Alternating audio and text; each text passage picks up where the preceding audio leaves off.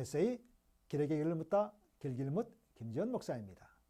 이 시간 말씀은 그리스도인의 정체성을 잃어버리지 말라는 제목으로 말씀을 나누고자 합니다. 사람이 일관성을 갖고 흔들림 없이 올곧게 산다는 것은 결코 쉬운 일이 아닙니다. 쉽게 중심을 잃고 살아가는 일이 다반사입니다. 게다가 작은 이익이라도 걸려 있으면 마음이 더욱 요동칩니다. 예전에는 옳고 그름의 잣대에 따라 무언가를 선택하고 결단했지만 요즘에는 자기에게 유익이 되는 방향으로 모든 것을 결정하기 때문에 외적인 일관성과 내적인 평정심을 유지하기가 쉽지 않다 할 수 있습니다. 어찌 보면 카멜레온이 주위의 환경과 빛과 온도에 따라 자기 몸의 색깔을 수시로 바꾸듯 우리 또한 자기 보호와 유익을 위해서 철저히 변신을 꾀하면서 자신의 본질과 정체를 드러내지 않듯 우리 또한 타협과 변질로 자기 정체성을 감춘 채 적당히 살아가고 있을지 모르겠습니다. 그래서 세상에서는 세상 사람처럼 살고 교회에 와서는 교인처럼 살면서 상황에 따라 가면을 바꿔 쓰면서 살아가고 있는지 모르겠습니다. 우리가 창세기에 등장하는 요셉을 높이 평가하는 것은 그의 삶과 신앙이 언제 어디서나 어느 위치에서나 변함이 없었기 때문이 아니겠습니까? 그는 보디발의 집에서 노예로 일할 때에 보디발에게 인정을 받았고 보디발의 아내에게 유혹을 받으면서도 내가 어찌 큰 악을 행하여 하나님께 죄를 지으리까 하며 전혀 마음이 흔들리지 않았고 감옥에 들어가서도 간수장은 그의 손에 맡긴 것을 무엇이든 다 살펴보지 아니할 정도로 간수장을 비롯한 제수들에게까지도 인정을 받게 됩니다. 훗날 외국의 총리가 되었을 때에도 바로 왕에게 크나큰 신임을 받았습니다. 즉 요셉은 언제 어디서나 어느 위치에서든지 하나님의 사람으로 인정을 받은 것입니다. 다니엘도 역시 마찬가지였습니다. 이스라엘이 바벨론의 식민지로 있을 때 다니엘을 비롯하여 사드락, 메삭, 아벳느고가 바벨론으로 끌려가서 왕립학교에서 지도자 교육을 받을 때 그곳에서 제공하는 우상에게 바쳐진 그 고기와 포도주를 강제로 먹여야 하는 위기를 맞이했지만 저들은 절대로 타협하지 않았습니다.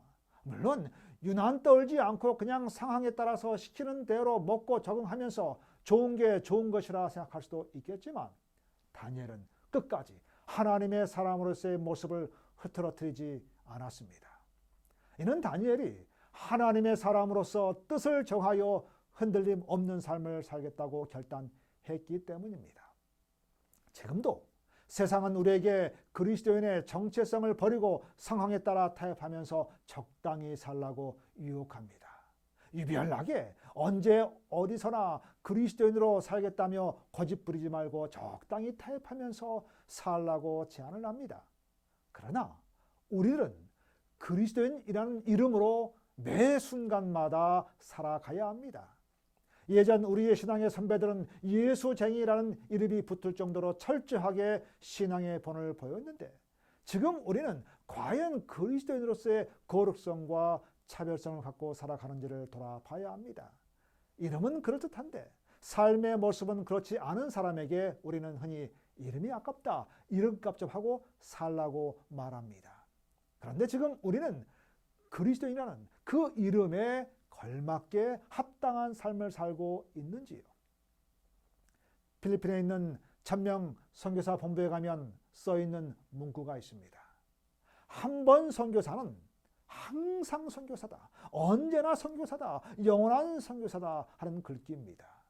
언제 어디서나 평생 동안 선교사의 삶을 살아가야 함을 말한다고 할 수 있습니다. 결국 이 말에는 선교사에 대한 자부심이 담겨 있습니다. 우리 또한 한 번 그리스도인은 항상 언제나 그리스도인의 모습이 보여져야 한다는 사실입니다. 언젠가 말씀드렸던 꼬마 감자 이야기가 생각이 납니다. 꼬마 감자가 엄마 감자에게 엄마 나 감자 맞아? 라고 물었습니다. 엄마 감자는 당근이지? 라고 답합니다. 그 길로 꼬마 감자는 가출합니다. 엄마 감자가 자기 보고 당근이라고 말하자 정체성에 혼란을 느꼈기 때문입니다.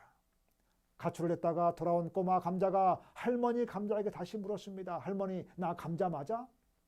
경상도 출신의 할머니 감자는 오이야 하고 대답했습니다. 오냐라는 말이죠. 그 길로 꼬마 감자는 자기가 오이인 줄 알고 또다시 집을 나갔다는 이야기입니다. 이 이야기는 의미는 그렇습니다. 한편으로는 분명한 자기 정체성을 아는 것의 중요성을 깨닫게 해줍니다. 수많은 사람들이 자기가 누구인지, 어떤 목적과 사명을 지닌 존재인지, 공동체의 구성원으로서 어떤 책임과 권리를 지닌 존재인지를 분별하지 못하는 것 같습니다. 그 결과 삶의 보람을 잃어버린 채 공동체에 꼭 필요한 존재로서 기여하지 못하고 오히려 피해를 끼치는 행동을 보이기도 합니다. 영감의 기자는 말합니다. 부조화 선지자 497쪽에 말씀하기를 교회가 가장 무소해야 할 영향은 공공연한 반대자나 신앙심 없는 자나 하나님을 모독하는 자들의 영향이 아니요 언행이 일치하지 않는 공언하는 그리스도인들의 영향이다. 이들은 이스라엘의 하나님의 축복을 억제하고 당신의 백성들을 약하게 하는 자들이다. 여러분, 그리스도인이라는 이름은 가지고 있고 또 스스로도 그리스도인이라고 공언하지만 실제 삶은 그리스도인 같지 않은 그리스도인들이 하나님의 축복을 가로막고 하나님의 백성들을 약하게 하는 자들이라고 말하고 있습니다. 하나님께서는 그 옛날 이스라엘 백성들을 선민으로 택하셨습니다. 그리고 시시때때로 그들이 하나님 앞에서 어떤 존재인지 그들의 정체성을 깨닫게 해주셨습니다. 창세기 12장 2절로 3절을 보면 아브라함을 부르실 때 너는 복의 근원이 될지라 땅의 모든 족속이 너를 인하여 복을 얻을 것이니라 라고 말씀합니다. 또한 출애굽기 19장에 보면 애굽에서 종살이하던 이스라엘 백성들을 구원하신 뒤에 말씀하기를 너희가 내게 대하여 제사장 나라가 되며 거룩한 백성이 되리라 말씀합니다. 백성들이 품고 있어야 할 자기 정체성을 분명하게 심어주셨습니다. 그러나 안타깝게도 이스라엘 백성들은 수백 년 동안 정체성을 잃어버린 채 하나님의 말씀에 불순종합니다. 우상을 숭배하며 갖은 제약에 빠져 살다가 마침내 바벨론에서 수십 년 동안 종살이를 다시 하게 됩니다. 그러자 하나님께서는 이사야 선지자를 통해서 다시 그들의 마음에 정체성을 일깨워 주십니다. 이사야 43장에 보면 너는 두려워하지 말라. 내가 너를 구속하였고 내가 너를 지명하여 불렀나니 너는 내 것이라. 나는 내 것이라. 이사야 49장도 말합니다. 내가 또 너를 이방의 빛으로 삼아 나의 구원을 베풀어서 땅 끝까지 이르게 하리라. 이방의 빛입니다. 그들의 정체성을 깨닫게 하신 것입니다. 예수님도 마찬가지입니다. 예수님도 이 시시때때로 그리스도인들의 정체성을 일깨워 주셨습니다.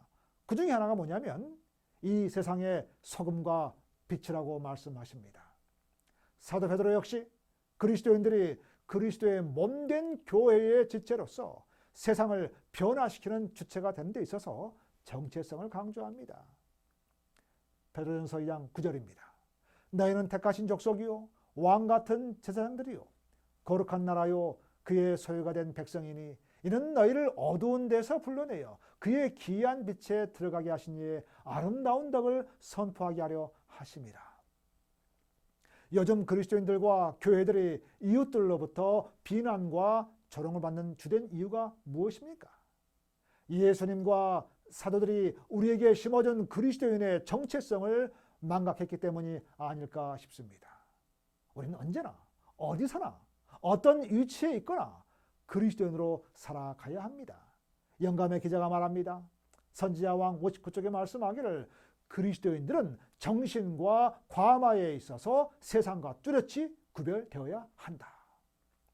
새해에는 언제 어디서나 어느 위치에 있든지 더욱 분명한 그리스도인의 정체성을 가지고 살아가는 길길뭇 가족이 되었으면 좋겠습니다.